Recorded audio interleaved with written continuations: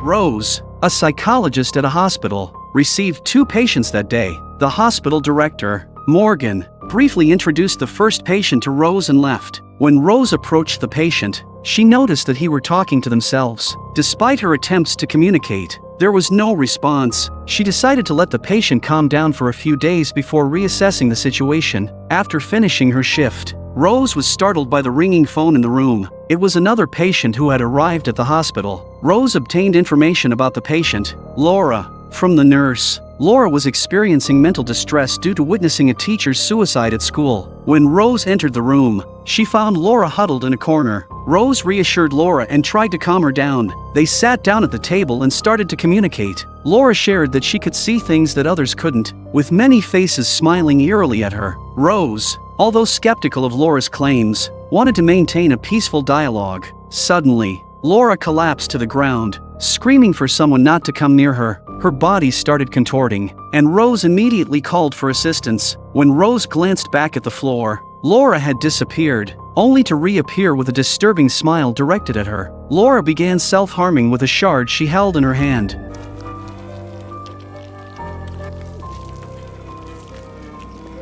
Terrified, Rose kept moving backward as she called for help. By the time the responders arrived, Laura had already passed away. The police quickly interviewed Rose, who had limited information to provide about the incident. The only detail she mentioned was Laura's smiling expression before her death. Back at home, Rose couldn't stop thinking about the scene of Laura's suicide. To distract herself, she consumed alcohol. She started seeing Laura's figure standing in the corner, wearing the same unsettling smile. Suddenly, Rose's fiancé, Trevor, returned home, causing her to drop and shatter a glass in fright. After learning about Rose's ordeal that day, Trevor comforted her. Later, they attended a dinner organized by Rose's sister, Holly. Holly's son's birthday was approaching, and Holly invited Rose to celebrate and brought a gift the boy would enjoy. On that day, Joel, Rose's police friend, came to see her. Joel continued to apologize for the sudden questioning from the other day. However, Rose, being engaged to Trevor, brushed Joel off, citing work as an excuse. After returning to the lounge, Rose answered a phone call and suddenly saw Laura standing downstairs. Rose came to the hallway to distract herself. To her surprise, she found the male patient sitting eerily on the bed. Rose approached to inquire about the patient's condition. The male patient remained silent, constantly smiling. She made another attempt to communicate with the patient. She's gonna die. I'm gonna die. You're going to die! You're going to die! Rose felt extreme fear, believing that the male patient was going to harm her. She immediately called for help from her colleagues. The male patient was quickly subdued on the floor by the responders. Morgan found Rose and informed her that the male patient had not exhibited any aggressive behavior. Morgan expressed concern about Rose's recent mental state and advised her to take a few days off to recover at home. Rose reluctantly drove back home. On the way, she stopped at a toy store and bought a toy train for her nephew. At home, she wrapped the gift and poured herself a drink. Suddenly, the home alarm system inexplicably triggered. Rose was filled with immense fear. She approached to investigate but found no apparent cause for the alarm. She deactivated the home alarm system. The telephone in the house started ringing abruptly. It was a call from the police. As the police officer asked a series of questions, the line took on a strange tone. Look behind you. Are you sure you haven't let something inside, Rose? Rose slowly turned around and noticed the phone ringing again. She realized she didn't have a phone in her hand and went to answer the call. It was the police officer calling, and Rose heard the same message as before. The police arrived at Rose's house and conducted a search but found nothing out of the ordinary. Trevor returned home and was bewildered by the situation. He asked Rose what had happened, but she didn't disclose the whole truth. She asked Trevor to find their cat, which had suddenly gone missing. Rose stood outside with cat food, calling the cat's name, but to no avail. Rose realized her current experiences aligned with what the suicidal girl had described. She sat down at the computer and started analyzing the recording from that day. She discovered a strange sound at the end of the recording.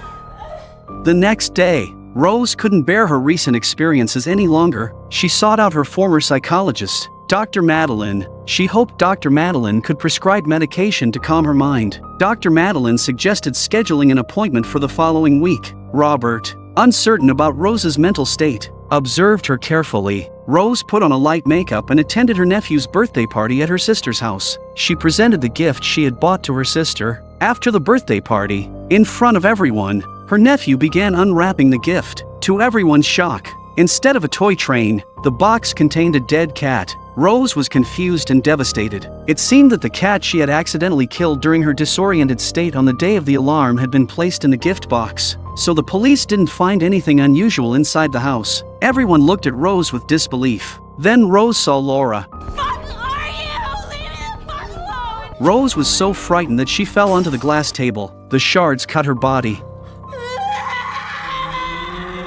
She was taken to the hospital for minor treatment. Trevor quickly arrived, but he got into an argument with Rose's sister. In the car, Rose told Trevor the truth about what had happened. She said she had been seeing things that others couldn't see lately. She suspected it was some mysterious force at work. She deduced that Laura might have been killed by that force at the time. Trevor didn't believe Rose. Rose pleaded with Trevor to believe her. During the day, Trevor thought Rose had inherited her mother's mental illness. Rose's mother had committed suicide years ago. This hit Rose hard, and they had a very unpleasant argument. At night, Rose picked up her computer and started researching. She found information online about the teacher's suicide at the school. Suddenly, someone in the house shouted Rose's name. The voice calling her was her deceased mother's voice. Rose was terrified and turned off the lights.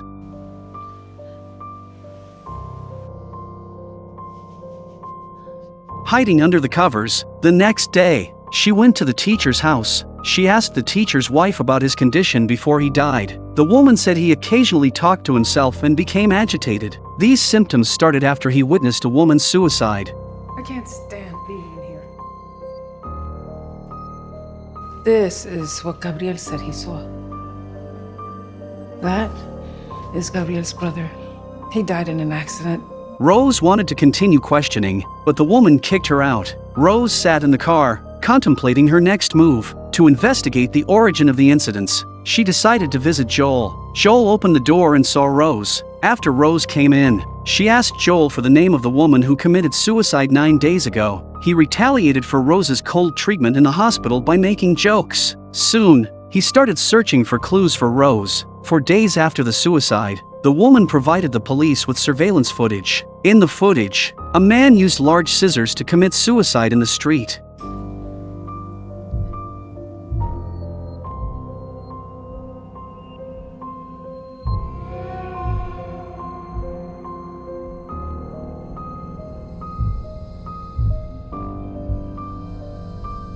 After watching the video, Rose seemed to be deep in thought. She printed numerous photos of suicide scenes and returned home. When she got home, Rose discovered that Trevor had called Dr. Madeline. Trevor believed that Rose was experiencing mental issues, and they had a heated argument before he left. She sought out Holly again. Holly was still upset about the incident with the gift. Rose told Holly that she might be cursed and that a mysterious force had killed the cat. Soon, they got into an argument. Holly believed that Rose's current condition was influenced by their mother's past. Rose believed that it was interference from a mysterious force. They had a very unpleasant exchange. Rose went back to her car. Just when she was feeling down, Holly suddenly appeared in front of her car. At night, Rose sat alone in the car, eating a burger. Joel suddenly called. He reviewed all the previous suicide cases. He found that out of 20 cases, 19 of the suicides were connected, and the scenes were extremely horrifying. One person was imprisoned for murder. Rose believed that finding that person might lead to a solution. She found Joel and prepared to go to the prison together. Rose told Joel about her recent experiences truthfully. Although Joel was a bit skeptical, he still firmly believed in what Rose said. Rose asked Joel how much time had elapsed between each suicide in the cases they had found. Joel told her it had been about 4 days, but now it had already been 4 days for Rose. They soon arrived at the prison. With the arrangement made by Joel's friend, Rose was granted a 10-minute visitation time. Rose lied, claiming that she had a patient who was cursed and hoped Robert could help him. Robert asked Joel to leave the room. After Joel left, Robert revealed the truth. The only way to break the curse was for the cursed person to kill another person in an extremely brutal manner. The crime scene had to be witnessed by someone in person. Only then would the curse leave the cursed person and pass on to someone else. That's how Robert had transferred the curse to others. Upon hearing this, Rose accidentally revealed that she was cursed herself. Robert's behavior became extremely agitated. Get away Although she now knew the method to break the curse, Rose couldn't bring herself to do it. After returning home, Dr. Madeline visited her. Dr. Madeline came to apologize to Rose for what happened yesterday. Suddenly, the phone in the house rang. Rose answered the call and realized it was Dr. Madeline calling. The Dr. Madeline in front of her was a monster. She told Rose that her time was running out. In the next moment,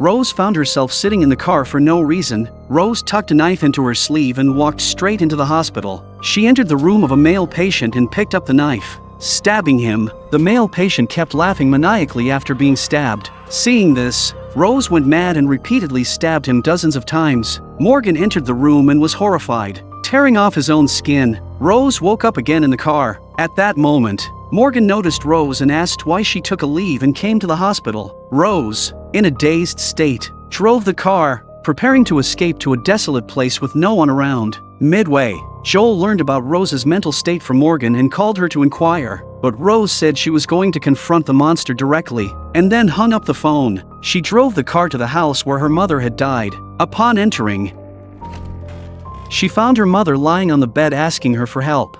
She ran away like she did when she was a child. She lit the oil lamp and went to that room again.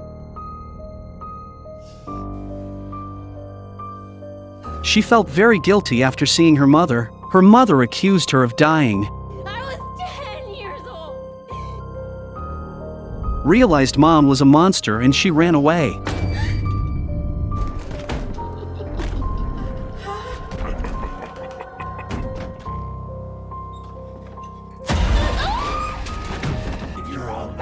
The monster choked her neck.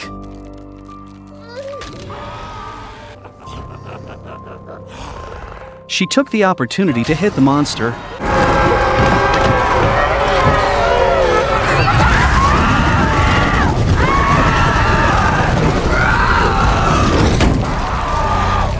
The house is burning. She thought it was over. She drove home. After opening the door, she realized she was actually in Joel's house. She pleaded with Joel to let her stay the night there, but before long, Joel began to laugh eerily. Rose quickly ran out. She found out that she was back in the old house.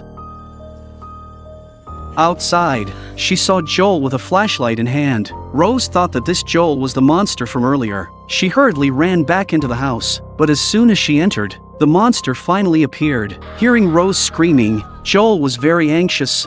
The monster twisted its own mouth. Rose was shocked, her mouth wide open.